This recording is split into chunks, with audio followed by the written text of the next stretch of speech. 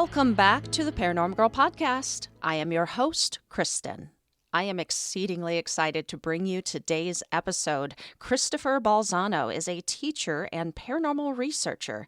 He specializes in haunted folklore and has recently published a book that dives very deeply into the haunted legends and spooky lore of a very active area in Florida, the Ocala Forest. The book is titled Haunted Ocala National Forest, and we get into some of the discoveries and stories he's picked up during his research, and so much more. He's truly a wealth of knowledge when it comes to the paranormal, and I know you guys are really going to like all that we get into today. Please enjoy my conversation with Chris Balzano.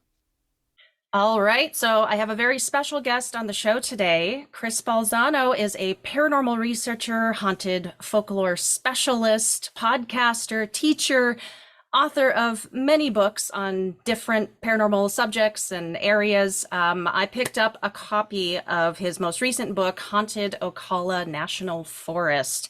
It was fantastic, and we'll be getting into that because there is a lot to learn about the Ocala and its spooky lore. Chris, welcome to the show. How the heck are you? Excellent. Thank you very much for having you. I know we joked offline about me correcting anything from my bio, and already I have to correct something. Yeah, go for it, please. I like to think of myself as a reformed paranormal investigator. I am now what is known as a legend tripper. So, okay. We're getting right into it. And the only reason why I say it is because I think it's important that my perspective on the paranormal has dramatically changed over the I think it's like 25 years that I've been doing this stuff. And so it kind of molded both of my most recent books about Florida. So it's a really cool thing to clarify at the beginning. And it makes me sound really snooty. So people get like I'm reformed. I'm a reformed paranormal investigator. Yes. Well, oh boy. So there's a couple of questions I already have for you. I'm going to ask you about legend tripping, because that is a new concept to me that I think learned about on your show, actually, your podcast. But you are indeed one busy dude. You've got a lengthy list of accomplishments in the paranormal field, which shouldn't come as any surprise as you have been at it for so long. I would be interested to hear just how this journey all began for you and how it ultimately led you to, specializing in haunted folklore and becoming a reformed paranormal investigator. How did I become reformed? Some would say that I'm not reformed at all. For me, it all started just growing up. I always say I come from the first generation that went to the drive-in theater with their parents, where you were watching something like Herbie Goes Bananas, and then after that it was The Exorcist.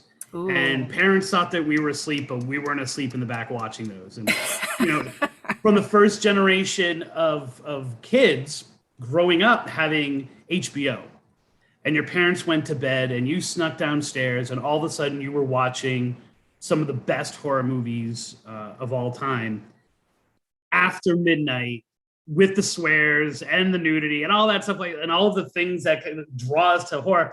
But you're like 7, 8 years old, having no idea, no context for it. So you're really just like absorbing all of this and the raw emotion of it. And then I was, rather than being a latchkey kid, I was a kid who was left at the library. I had to walk. I feel like really old saying this.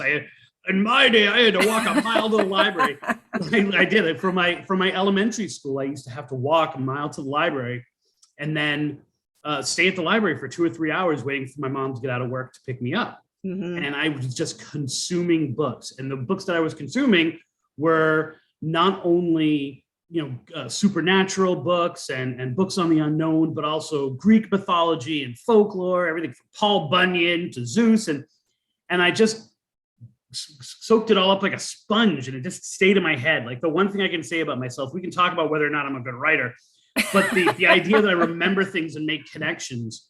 So when I went off to college at Boston at Emerson, I was at the Charles Gate Hotel, which is one of the most haunted buildings in Boston. And people were telling me all the time about things that were happening to them. So already I was I was a storyteller, but I was getting these stories and I would ask the people, well, why do you think that happened? And they would say, oh, the story I heard is, one of the students committed suicide there. And so now every year on the anniversary, and I was like, wait a minute, I've heard that story. I heard that story in North Dakota about this thing, because I just consumed so much ghost lore and folklore. And so I started to think that, there is this crossroads, this intersection between hauntings, which may or may not be true, and the stories we tell about them. And the stories we develop about them, and the ones we fall back on to explain the things that are unexplained.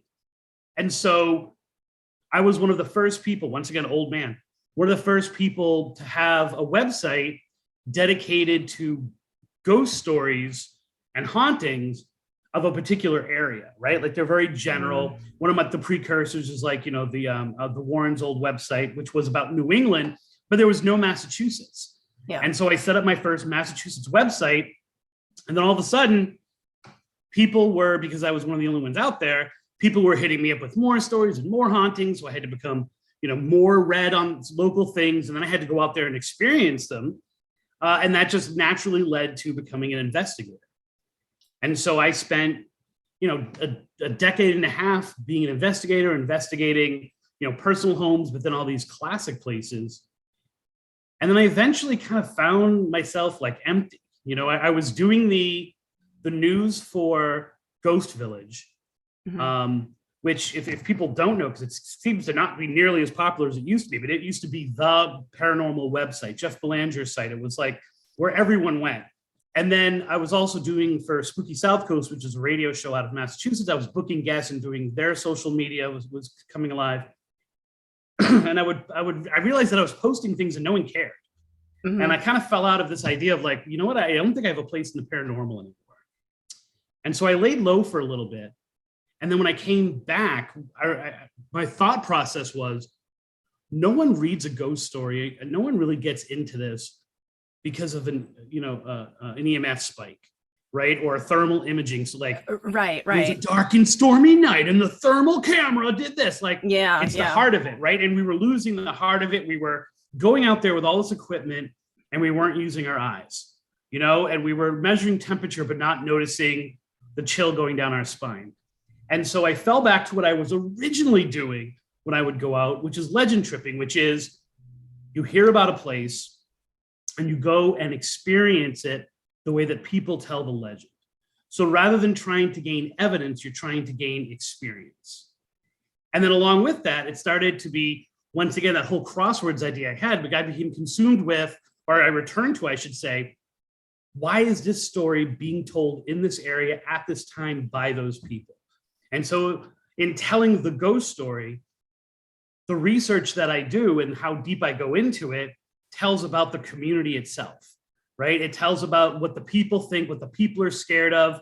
You can't tell the ghost story without telling where that place comes from and where it is now. Like the Ocalas, or the haunted National Ocala or Ocala National Forest is a good example of, you have to understand those communities to be able to tell those stories. And so in doing it, you're really becoming not only a storyteller, but also a history teacher and getting into the psychology of things.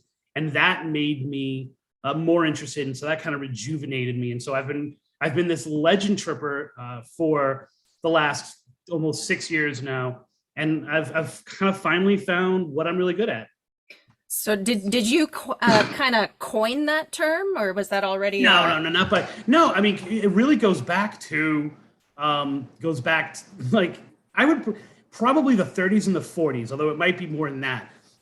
You've read the book, so there's this one story about the Oviedo lights, right? And this idea about the Oviedo lights was people were coming around. Oviedo is a town right outside of Orlando, and it had these ghost lights. And the story behind these lights, one of the origin stories, is a person had committed suicide at the bridge, which connects Oviedo to the next town. And he came back from World War II.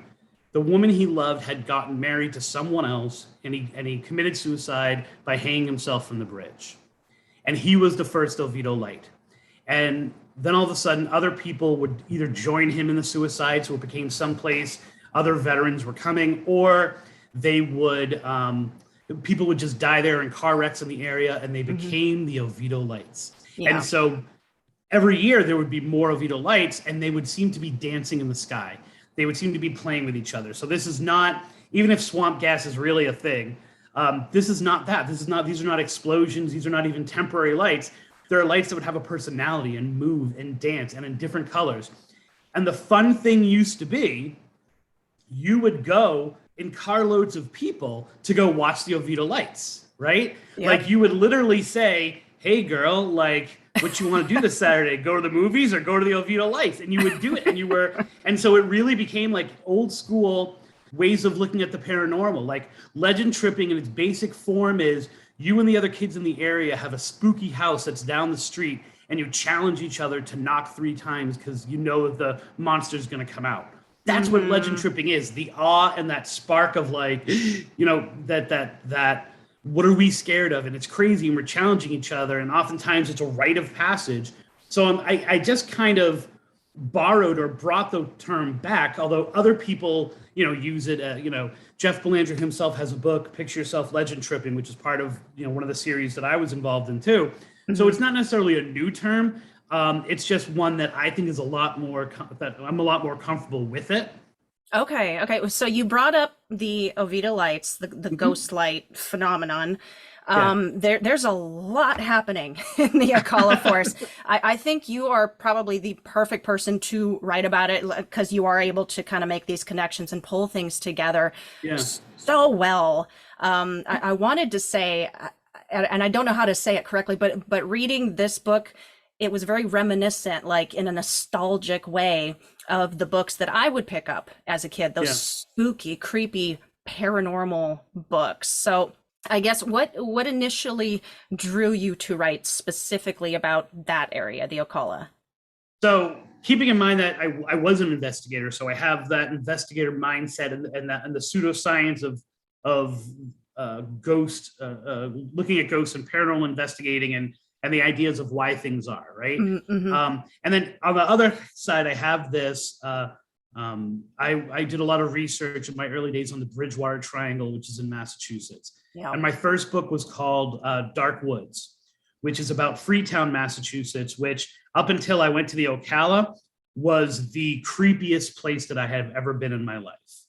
And when I was writing about Dark Woods, the idea was it was this place where, people don't know the Bridgewater Triangle, anything you can possibly imagine in the paranormal exists in this area, right? It was coined by Lauren Coleman in the 70s, and it was in Mysterious America in 1983. And people have been doing it, and it kind of laid dormant, like in terms of people talking about it. But I kept being drawn back to this place time and time again, not knowing that it had a name, not knowing that it was called the Bridgewater Triangle, just getting so many people with stories and people who wanted me to check this place out and that place out. And I landed on the Freetown State Forest, which, if people know Lizzie Borden, Lizzie Borden is from Fall River. Fall River used to be part of Freetown. So it's that area of Massachusetts. And as I'm looking into all of these different cases of ghosts and zombies and winged creatures and little troll type creatures, which I'm not sure if you know about, called puckwudgies. I heard you were a puckwudgie guy. That's exciting. Yes. So all these weird things were happening paranormally there. But then also there were crimes that were being committed, right? And the detective that I talked to said, well, it makes sense because you can be in Boston, Massachusetts, Providence, Rhode Island, Brockton, Massachusetts, places in Rhode Island, places that have high crime. And then you can be in the middle of nowhere in the Freetown State Forest in an hour. And so it makes sense that you would commit a crime somewhere else and then dump the body in the Freetown State Forest. And so I started really looking at the area and noticing that there was a higher rate of divorce. There was a higher rate of mental health disorder. The entire Bridgewater Triangle has these things, like the Bridgewater State Hospital, which is a psychiatric hospital, has like 5 times more suicides in that mental health facility than anywhere else in the country. Anywhere else, I mean, it's crazy. And so I started to roll this idea around in my head of, is there a connection between paranormal supernatural activity and really crime, right? And mental health disorder, and can the same juice that causes a ghost also impact your marriage, right? And can those things, and so when I wrote Dark Woods, it was really asking that question, right? This idea of, can some place be so cursed, for lack of a better word, or so damaged that it not only brings out the paranormal and the supernatural, but it also brings out the worst parts of your personality? And more importantly, does it draw other dark things to it? So you can ask a question if you want. Well, I am going towards the answer to your original question. No, I'm loving this. Because I'm having questions as we're going through. I'm like, oh no, I want to ask him that. Oh, I'm gonna lose it. What have you thought about? What actually causes a specific small area like that to be so active or cursed? Like you said. I think it's one of the folklorist in me wants to say, once you start talking about a place having that reputation, then you notice every little thing that happens there, and it becomes part of the larger picture. Okay. One of the things that draws people to the Bridgewater Triangle, and the same can be held for the Ocala, is that regardless of how you think of the paranormal, you're gonna find your answer there. So if you think violence and blood and catastrophe causes the paranormal, you've got that in the Bridgewater Triangle because it's the site of the bloodiest war in American history. If you're a person who believes in stone tape theory, and you've got this whole idea that the elements around you trap things, it's there in the Bridgewater Triangle. If you believe in ley lines, and if you believe in the power of running water, every perspective or approach you might have to your belief system in the paranormal is there. So some of these places are convergence of all of those kinds of elements. And every time in places like this that you think that you've discovered something, all of a sudden what you've discovered just becomes another piece of evidence and not the answer. Okay. If that makes sense, yeah, right? Yeah. So, you say, okay, well, a lot of people for the Bridgewater Triangle say the King Philip's War was the start of everything, right? The King Philip's War, which was absolutely horrific conflict between essentially, Plymouth Colony and the Wampanoag Native Americans, right? Where, absolutely horrible war crimes were committed on both sides. That's what started the activity of the Bridgewater Triangle. And I take a step back and I say, no, that's a symptom of it, right? That war should have never taken place. And what more? We can look back on history and say settlers and colonists were horrible people, but they were English. I'm from Florida. I'm not from Florida. Almost said that wrong way. I live in Florida. Florida is Spanish land. It's Spanish conquering territory. Like, the Spanish came in and wiped places out. The British came in and made friends with you and then stabbed you in the back to get your land, right? Yeah. So the amount of violence that was in the King Philip's War is not the British way. It was not the way the British took over places. And therefore, why would they all of a sudden resort to those things? Because they were in this Bridgewater Triangle. So ultimately the answer becomes, there are these places where all of these elements seem to come together and maybe create some kind of vortex or some kind of portal that allows things and acts as kind of a magnetic and spiritual center for things, and then just bad stuff finds its way there. Okay. So you would say that places like this, that just have that congregated energetic focus, they're special as compared to, like, you don't think just everywhere is haunted and just undiscovered yet. Like, it's specific locations. Yeah. Okay. I think every place is haunted, but I think that there are places where it's more intense, and there are places where it's more potent, right? Yeah. And oftentimes, because now keep in mind, I'm a folklorist, so I deal with backstory, right? And have backstory develop what we're seeing or what we're thinking. And so in the Bridgewater Triangle, the classic ghost situation, right? Like two guys are in a bar, and they get angry with each other, and one of them shoots the other one. And then everyone pulls that guy out and hangs him outside. And if you go to that bar, you can hear a gunshot and smell the smoke from the gun. And if you go outside, in other words, there's a story behind it, right? There's like something going on. Bridgewater Triangle stories and places like this oftentimes don't have a backstory, right? Yeah. It's two people who have been best friends their whole lives and lived together for 20 years, move into an area of the Bridgewater Triangle, and within 6 months, they're trying to kill each other while they're also seeing ghosts, right? Like, in other words, it's an unexplained within the unexplained. There are other things happening other than just you see a ghost or there's a UFO in the sky. There seems to be a negativity to it inherently, but then also in looking for why it might be, you're often left with more questions than answers. Yeah, and like you were saying, and you can tell them, you know what I'm saying? Like, there's debate over what is the triangle. Since Coleman came up with his original one, people say, well, how about this place? How about this? Well, what about this town? It's right outside the triangle. It's like, yeah, but if you look at the activity there, it doesn't fit this weirdness of the Bridgewater Triangle. And the same with the Ocala. Yeah. I mean, it's hard going through the book, not really start to believe that something massive is going on in that area. And like I was saying, like, you felt that creepy, that it was the creepiest place you'd ever been, up in the Bridgewater Triangle before you even knew it was something. Right. Yeah. Okay. Yeah, and so one of the first places, like, so I got back in the biz, I guess. Mm-hmm.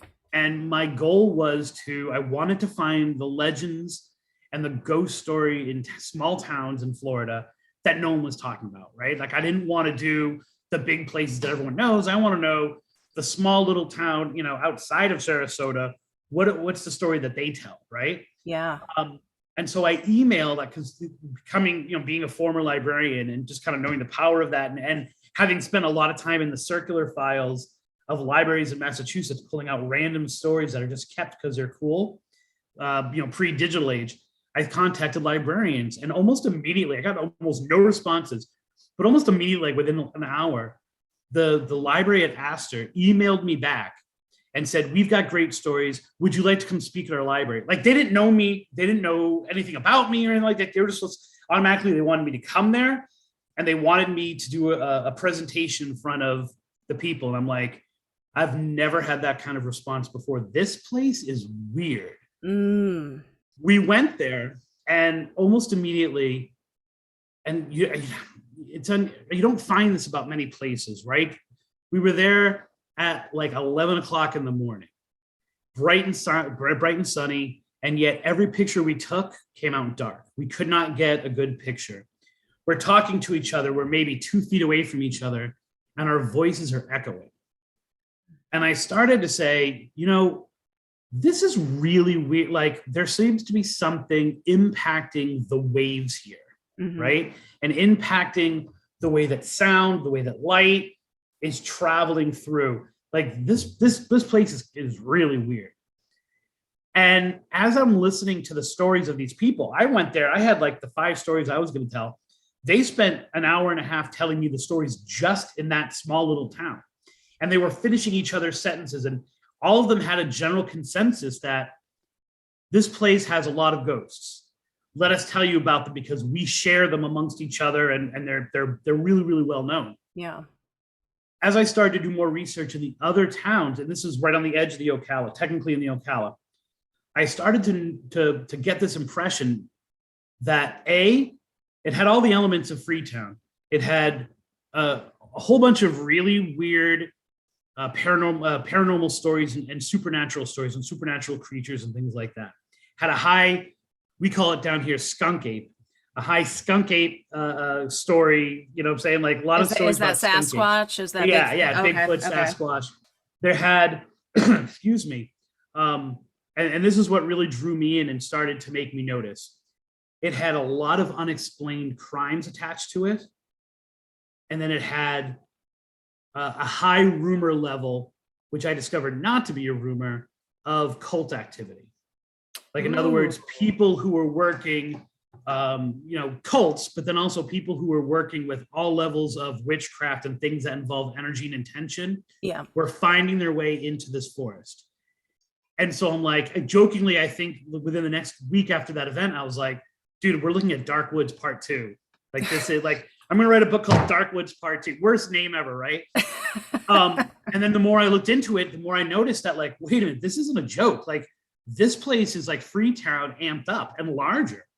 And I started to notice that time and time again, just watching the news, every horrific crime outside of, the first three that you get that are from your local area, the Ocala or a town within the Ocala was being mentioned. And I started to just make these same connections. And at the same time, I'm once again, like the Bridgewater Triangle, getting tons of people reporting, hey, have you heard this legend? Have you heard this legend? Have you heard this story from the Ocala? And I'm like, this is one of those places where things are converging. Hello, my name is Jordan Klein, and I am the host of Fireside Paranormal Podcast. If you're into ghosts, UFOs, cryptids, the unknown, then pull up a chair and join me by the fire as we hear real stories from real people. Each episode, I interview paranormal investigators, authors, experts, and legends in their field. Here at Fireside Paranormal Podcast, we have something for everyone. If you're an experienced researcher or if you're just getting into it, we have a spot for you. We're found anywhere you listen to podcasts, so grab your friends, tune in, and remember, don't be afraid, only believe. Okay, so there were a couple of other topics in the book I kind of wanted to touch upon just to give people a little taster of what's in store for them when they pick up their own copy. Can you talk about the time slips that are occurring? Yeah. This is one of, and you can't talk about the time slips without talking about what I call the shift. And the more stories that I was getting, not folklore, but more of people's real experiences. And just telling me about the forest. One of the things that I noticed was that in the Ocala and a lot of the towns surrounding it, because this is not just about the forest, it's about the small towns that kind of, I'd say, living in the shadow of the Ocala. One of the things that they reported would be that things would disappear. And so, for example, in the book, I tell of one girl who had a cemetery in the woods behind her yard, but it wasn't always there. So sometimes she would go out and she would be able to see the headstones and she would, do something. And sometimes she had scary experiences there. And then she would go back and we're talking only 100 yards into the woods, there would be no headstones in the woods. Or hunters famously would go into the Ocala and they would mark off. Maybe they put, a hunting stand there, or maybe they just saw something, right? And so the hunters share this kind of information with people. They mark it on their GPS. They go there, and then boom, it's not there anymore. And then 2 weeks later, it is there. So the geography, both natural and unnatural of the forest, is never stable. Things are constantly shifting. People will say it. Cemeteries are famous for this in the Ocala. A headstone, it's in one place, and then it's not there the next time you go to show your friend that you found it. And then it's there at some other point, right? Mm-hmm. And along with that, and this led to the kind of like this whole portal vortex kind of explanation of what's going on there. The thing that it redefines itself all the time. And people never feel comfortable there because regardless of how long they've been doing it, how long they've been taking their four-wheelers mudding, as we say here in Florida, out there, they're not sure what they're going to come across geographically anytime they go out. And along with this, people were reporting time slips to me in terms of they would be out driving, right? Or they would go out for a walk and they would go on a path that they've known for a very long time. They would come home and what had taken them an hour, by the time they get out of the forest, like 4 hours have passed. And there's no way for them to account for their time whatsoever. Oh my gosh. They would... I have one of the stories is about, a bunker that someone, that's kind of like an infamous, I guess you could say, spot within the Ocala now.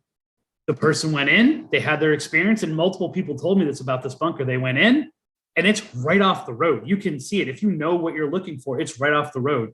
They went to the bunker, they came back to their car, and all of a sudden when they left the wooded area, it was now dark. And they were like, well, where did the time go? Like, what's going on here? And so people going into the Ocala, living there, right? Like this is unlike a lot of places in Florida, which are very transient, people have lived for generations in these smaller towns around the Ocala. And they experience just a loss of time that they can't account for. And they're kind of used to it. It's almost, I talked about Astor. Astor has what they call Astor time, because they never know when things are really going to happen, or how people lose time there so quickly that they just have a very casual relationship to time. So something that's supposed to start at 2, it might start at 3, it might start at 3:30, it might start at 2:45. It all depends, because they're so used to losing time that they just account for it in their daily lives. Yeah. Oh man, I'm so glad you brought up the bunker back to that, because I really wanted to. It was one of my favorite parts of the book, the dark man at the bunker. You relate a couple of stories specifically about those encounters. It was the last story that you told, the woman's experience with it. I was reading it. It literally sucked the air out of the room. I was like, oh, I don't want to give it away, but you're talking about shadow figures, right? This is a shadow, more specifically, the Hat Man. Yeah, there are a lot of reports of shadow men in the Ocala, and then there are shadow men with hats, right? Mm-hmm. So if you and I are talking and you're telling me something that happened to you, an experience you had, and probably a lot of your listeners, right? They to say something like shadow man with a hat, we all go, yep, I got it.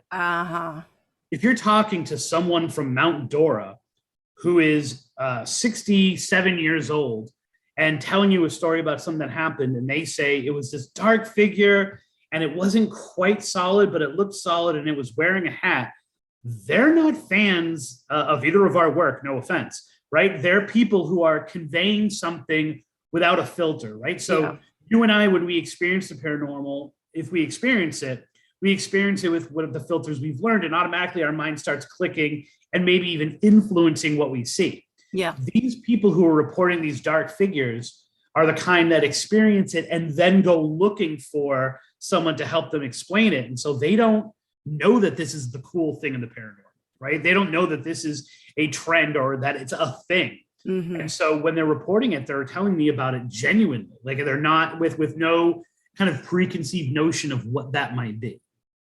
Okay. Yeah. And we also like to categorize things so much out here when we think we know so much. And that's, you really relayed there just, genuine, like, I experienced this thing. This is what happened. This is what it looked like. You really do a very good job, because I don't think you said, Hat Man once in that chapter. Right. It was just what was told to you.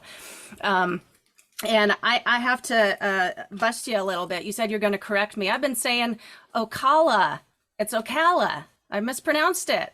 I don't think you have to worry about how it's pronounced, because people here in Florida pronounce things weird. In my other book, my other Florida book, which is called Haunted Florida Love Stories. So it's more about the entire state. I talk about Lorida, Florida, which is the worst town name ever, right? It's literally just they took Florida and they took the F off of it because they couldn't figure out what to name themselves. And I've been talking about Lorida, Florida, and then finally someone says, it's Laredo, Florida, right? And someone else was like, it's Loretta, Florida, and I'm like, dude, whatever. So it's I think it's the weird, unusual, we'll say not weird, Florida accent thing. And the fact that it's oftentimes, depending on where you are in Florida, it's been settled by people from certain areas. And so it's Florida mixed with upstate New York, or it's Florida mixed with Wisconsin. And so you have this kind of weird way that people pronounce it. So you can pronounce it any way you want, as long as you spell it right when you're online trying to order the book. Yeah. All right. Another topic was, Florida banshees. Now, I don't know much about the banshee, but from the little that I do know, I thought the banshee was primarily like Irish folklore. Is there a large Irish immigrant population? No, not at all. No. I think it's something that exists in most cultures. Oh, okay. But we fall back on the term banshee because it's the easiest to explain what we're actually trying to say. I got Whereas you. when people tell me the stories, they just explain what's going on, and maybe they fall back on banshee, the term banshee. But it's, it's the, are you talking about the coyote woman? Is that the story you're talking about? Or? Yeah. Yeah. And I was, yeah. So the coyote woman sounds more like if you imagine a coyote howling and a woman screaming underneath it, or crying and like wailing underneath it. Those two sounds mixed. And so when people because of the nature of the coyote woman, she's out there stalking the woods, looking for people who have done wrong. She's looking for bad people. And so she has thematically and folklorically, if I can make up a word, the same kind of draw you in siren aspect that a banshee would have. And so you take that along with the wailing, screaming thing, and you have like, oh yeah, she's out there in the woods, and she's out there in the woods. She's out there in the woods. It's much more like a banshee. So I think it's us trying to understand what's going on more than it is the people of those towns necessarily calling it a banshee.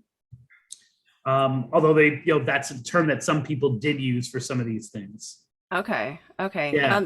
There was those were a couple of my favorite stories. Was the one about the coyote woman. Actually, wait, there's the coyote woman right there, right behind me. Oh, no kidding. Oh, wow. Yeah, I wasn't allowed to use that picture in the book because it's my picture, but that's my coyote woman. Oh, my neat. dinner table. Yeah. At your dinner table. At my dinner table. Well, like along with her story, like the kinds of stories, paranormal stories that are like about revenge and like retribution a little bit, it's kind of like they're providing a service a bit, because there is another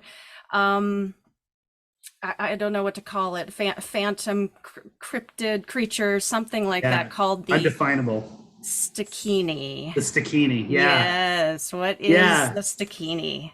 Yeah, it's funny. I was with my kids last night. We were watching a show called Unexplained, and they were the Wendigo came on, right, or the Wendigo, talking about pronunciations. And my son, of all people, was like, "Is that really a cryptid, though, Dad? Like, I wouldn't classify that as the same." And it was like, a little tear like kind of ran down my eye, because I was like, "Oh, my son knows the difference between a cryptid and like an elemental or something, right?"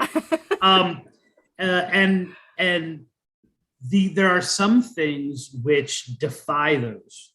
They defy an easy category, because something like the Stakini are not like anything else, right? Like I always say they're as if like you just took things that creep you out and threw them in a blender, right? They are seminal witch, vampire, owl hybrids, right? And so this is like, if you imagine that, anything that might scare you, anything that might be under your bed, or in this case, in the woods, that might freak you out, you're going to find in them. They are a coven of women of Seminole women who were medicine women, so they were witches.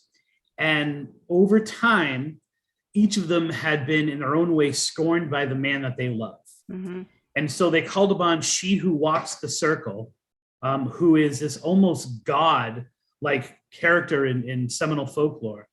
And they said, give us the power to get revenge on those who have hurt us. And so individually, she gives each of them the power in a very Loki devil kind of way, knowing that they will be tempted by that amount of power and abuse it, right? Yeah. And so after they all get revenge on the different men who have scorned them, they don't give the power back. Instead, they start to like, well, you know what? My ex-boyfriend did something to me too, so I'm going to go after him and I'm going to do something to him. And this vengeance, best thing, I'm a huge fan of Buffy, this vengeance demon power that they were given slowly started to take their humanity away. And so they lost being women, they lost being humans, and instead they became these owl vampires who had to live off the blood and entrails of human men. And so by day, they could appear very beautiful and very alluring and get people to kind of come deeper in the woods to follow them. And then they would kill them, drink their blood, gut them, boil their entrails for soup. And these women found each other and they formed a coven, and they're out there in the Ocala, waiting for men, and waiting for their next victim. And the crazy thing is, the most famous story attached to them is like a historical certainty, right? Like there's this, the start of the Second Seminole War, which is it's a really important war in terms of American history, because it kind of slingshots us to the Civil War. But essentially, Florida was trying to move the Seminole tribe out to Oklahoma, get them out of Florida, relocate them onto reservations in Oklahoma. And there were some Seminoles who were okay with this, and they signed off on it, not necessarily speaking for the tribe, because the nation wasn't unified like that. And so a lot of tension was rising between them. And there was this one place, it was kind of like a Seminole visitor center, right? Like it was the place where if I was a Seminole and you were a settler, you were a Floridian, we would go to this place, and it was almost like a court, right? And they would hash it out so that things didn't escalate. Mm-hmm. Well, as this relocation is happening, they become the target. They become a symbol of growing tension between these two forces. And so they're like, we've got to reinforce this base that's right across the street from it, because bad stuff is going to happen. War is going to break out, and that's the first place they're going to attack. And so they send 110 men up to reinforce this place called Fort King, Fort King is in the actual town of Ocala. And along the way, there's all these things that are going wrong, and there's bridges that are out, and they keep getting which they didn't know that the Osceola, who's kind of the leader of the Seminoles at this time, was intentionally doing things to derail them and to take it longer for them to get there. And then at one point they get attacked, and essentially the Americans get wiped out, right? Of the 110 that set out, only 3 survived the initial attack, and only 2 made it back to bases. And very few Seminoles died.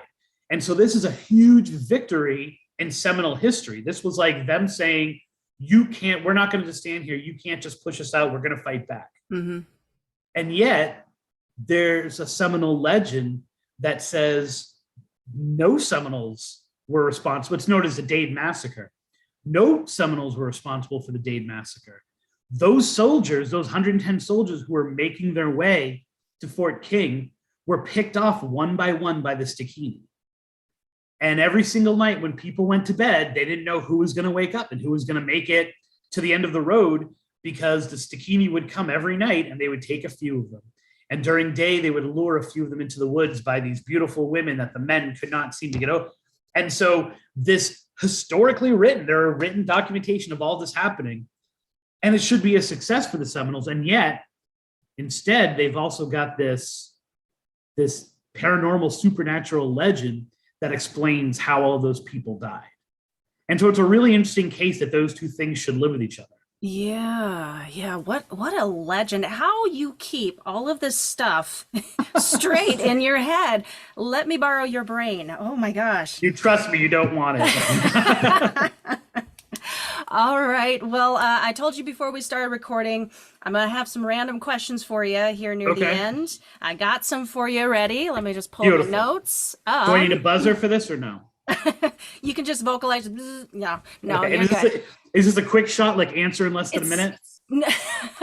Take your time answering, because I like your ways, man. I like it. Thank you. But yeah, it's traditionally called the speed round, but you know what? Just feel free. Yeah, Whatever I'm wicked comes slow, to you. so all right, got it.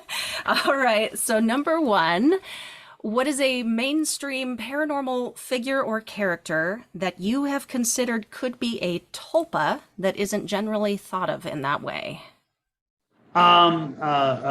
Jeepers Creepers.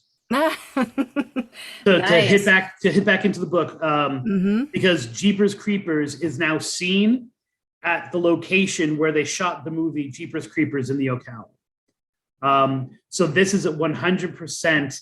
It's a case of people continuously going there, trying to look for him and seeing him.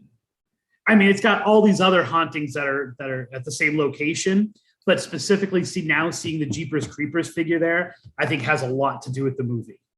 Okay. Does that count? Is that too mainstream? Oh, no, absolutely. No, that's perfect. Perfect. All right. Okay. How often do you think fear plays a part in the paranormal experiences that people are having? I think it's, I'm going to say a 50-50 split.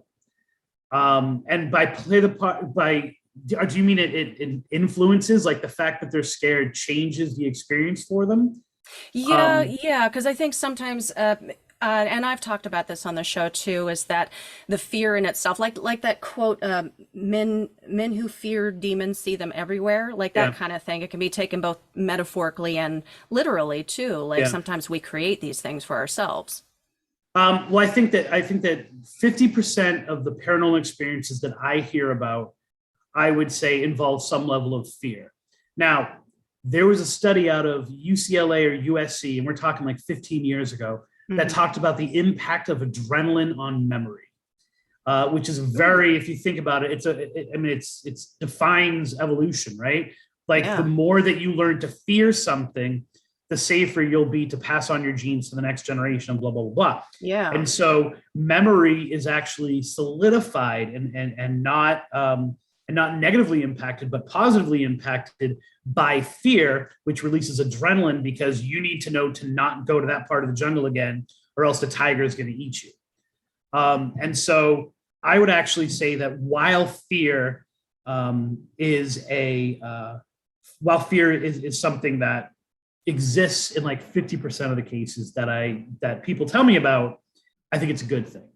But the other 50%, which is probably even more of what I deal with as a folklorist and a legend tripper, is either stories that people are telling about things that happened long ago to people who weren't them, like word of mouth kind of stories, or they're things that you didn't realize were paranormal until after they happened.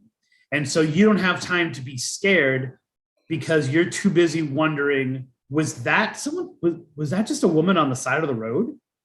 And so you don't have time to be scared until afterwards when you think about it and you start to process and you go like, that woman just disappeared. I know that I just experienced that. Yeah. Which is more of the creep factor than the fear factor. But I think that those two kinds of stories like share space with each other. Oh, yeah. And that's a good point. Sometimes these things just happen, whether, yeah. It's that having the conversation with your father where he finally tells you that he loves you, and then you get the phone call that he's dead. And you're like, wait a minute, what are you talking about? He just came in the house, and you go upstairs and he's not there. And you realize you just had an experience as opposed to being scared of your dad in the first place, which if you are, then sounds like a personal issue. Oh, this is the thoughts that keep me going. Okay, next question. This is playing off of, I just listened to the Candyman episode you did. What are your top 3 horror films? Top 3 horror films of all time. Wow. And they've got to be horror films. They can't be ghost movies. They can be, scary films. Yeah. Scary. Okay. Number 1 is Poltergeist. I mean, it doesn't compete. Like it's Poltergeist and everything else for me. Classic. I would say the original Candyman is up there. Yeah. Because that movie just terrifies me beyond what the special effects do to me emotionally. And then probably the scariest, I would say, not ghosty, demony, or whatever, is The Strangers. The idea of people just outside your house who have randomly picked you, and that's the stuff that scares. That's the stuff that really gets to me because we've mythologized some of these people in some of these cases, but there's still so much of them that are real. Yeah. That you just have to understand that the reason why we mythologize them is because we're scared as crap. And so we have to retell the stories and make up little things about them because we can't understand the mindset of someone like never. And I can't watch it all together. I got to watch it in bits and pieces. Under your blanket with your head covered. Under my blanket. And then make sure I have my dog because my dog's going to do something to protect me in that circumstance. Okay. My little mutt. Oh, All right. Well, I'll just have one more question for you because I can't let you go without asking you. You are the Sure. expert. What is your favorite urban legend and why? My favorite urban legend. Mm-hmm. My favorite. Okay, so I have two answers. My favorite urban legend, in terms of something spooky, is definitely Bloody Mary. And if we other than Bloody Mary or Ghost Hitchhikers, but Ghost Hitchhikers, I think, go beyond urban legend. Like I think they're a subset of haunting that are more genuine and like there's stuff going on there. But the idea of it's funny, I posted that I had done the Candyman episode, that a Candyman episode was up. I had paranormal investigators telling me they refused to do Bloody Mary. They refused to do Candyman. They refused to do anything with mirrors. Like, I'll go into the Waverly Hills in my underwear. Yeah. But I'm not gonna, but don't even ask me to look at a mirror and say the name of the ghost that we're looking for, right?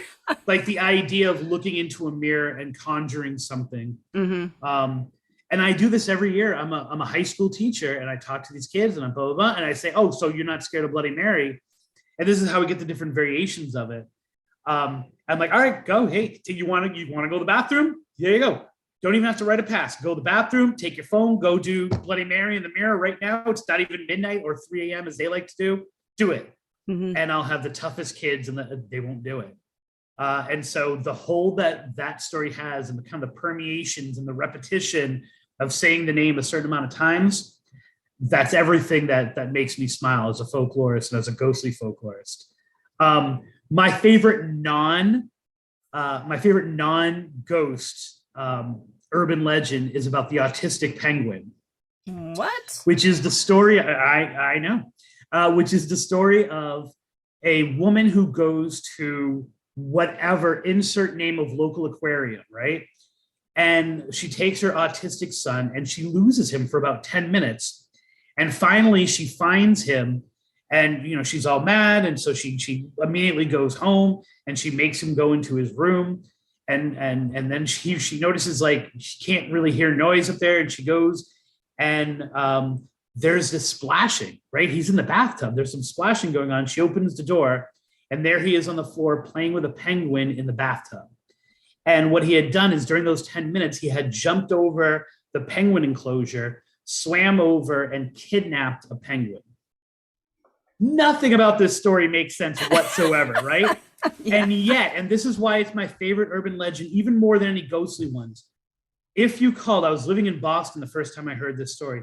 If you call major aquariums, especially when this was making the rounds, and you said, hey, I have a weird question for you, they'll say there are no penguins that were taken by autistic. Like you don't even have to ask the question. They automatically give you the answer. Houston, Boston, New York, Tampa, someplace in Nebraska, someplace in I think it was Arizona. They all had to hold press conferences telling people that autistic kids were not kidnapping their things from their displays. Like it's the kind of urban legend that had the huge impact and social impact of no other urban legend except for maybe like the clown crazes that go through, right? Like the clown crazes that go through. Like this was a story that makes no sense whatsoever. That was so big, major institutions had to like formally denounce that it had ever happened.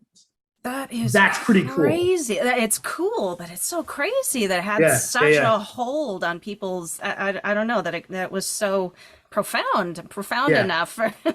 And it was in dozens of cities. Yeah. And the other thing is, if you're a folklorist and you follow it, it came out really big in the 90s, in the early 90s, and then kind of lost favor. Mm-hmm. But then it had a huge spike right after the release of March of the Penguins. And so that's kind of when I got it on the second time around after March of the Penguins. And so you can see these things if you watch and you know what to look for. Yeah. You can see a movie comes out or something comes out, and then all of a sudden some of these urban legends, whether they're ghostly urban legends or just food urban legends, they come back up to the surface. And that's what kind of makes them exist forever. That's awesome. Well, Chris, this has been such a blast today talking with you. You're a phenomenal dude. Why don't you let everybody know where they can connect with you, where you prefer they connect with you, and also where they can pick up Haunted Ocala National Forest and all your other books. You can get those on Amazon or wherever you get your books, or you can go direct to the website. If for some bizarre reason you want a signed copy of one, you can go to trippingonlegends.com. Tripping on Legends is the name of my podcast as well. So wherever you get your podcast, you can look up Tripping on Legends.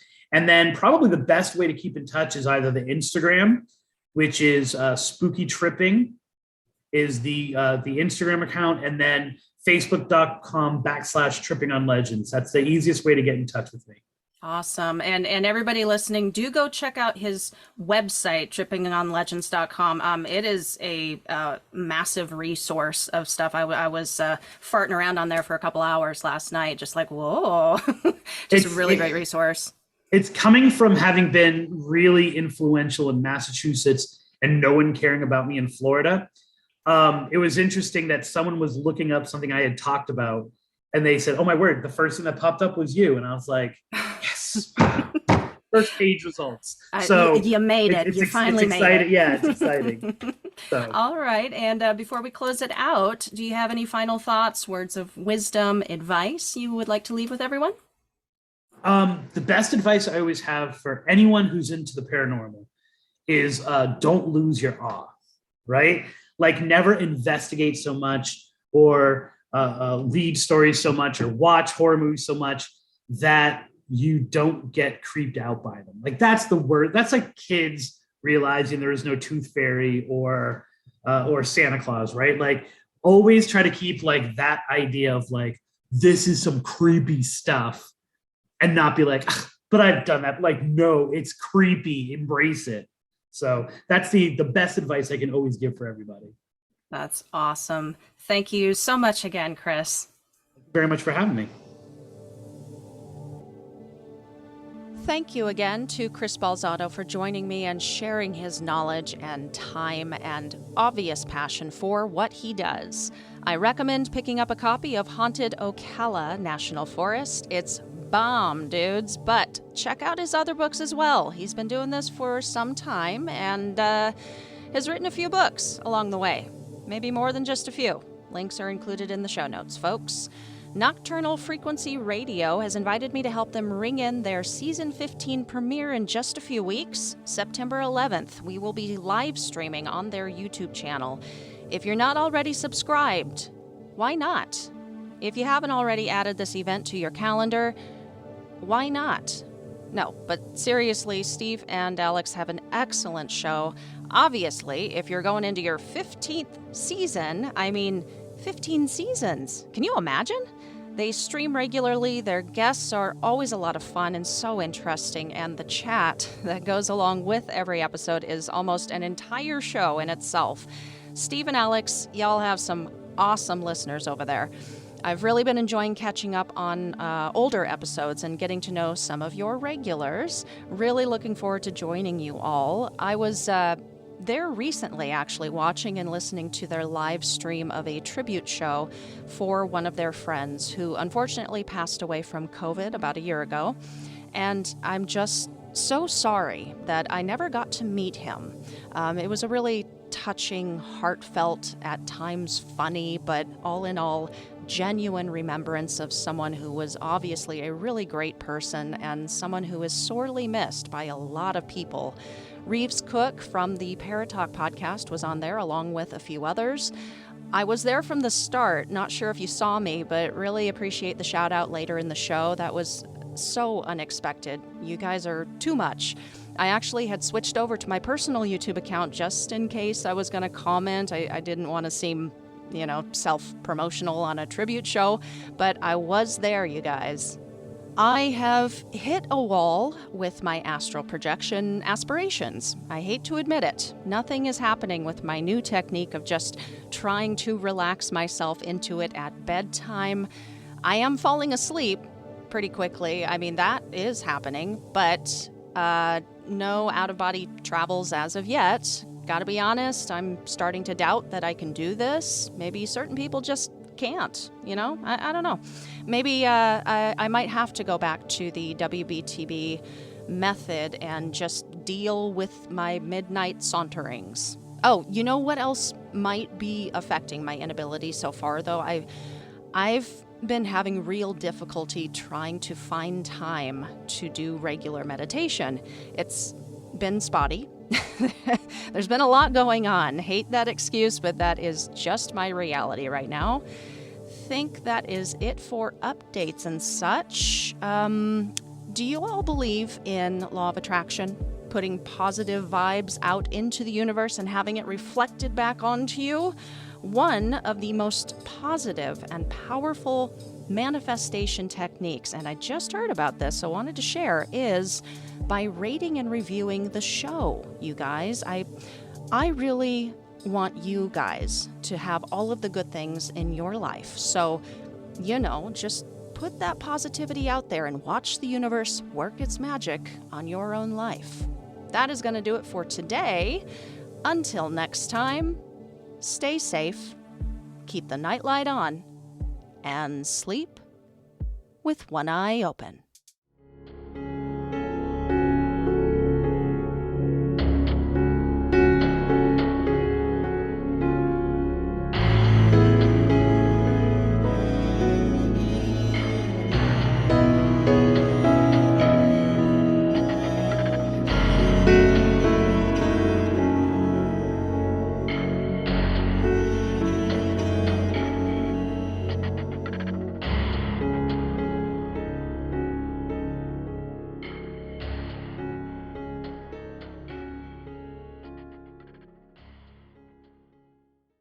Okay, here's how Miro works. See, it's amazing. What's everyone doing at David's desk? Ever since marketing started using Miro's collaborative online whiteboard, he thinks all our other teams should sign up. Why? He says Miro's making his meetings disappear. And if every team gets on it, that means even less meetings. They're using Miro for brainstorms, mind maps, customer research. So could we use Miro instead of having another 100 meetings for every round of feedback? Yep. You can comment, react to ideas, even leave a recording on the board. And what about presentations? There are Miro templates for that. How do you know so much about Miro? I've actually been using it all along. I just used a Miro board to plan the best vacation. Okay, I'm on board. See how Miro users save up to 80 hours every year by meeting less and doing more. Get on board at Miro.com with 3 boards free forever. That's MIRO.com.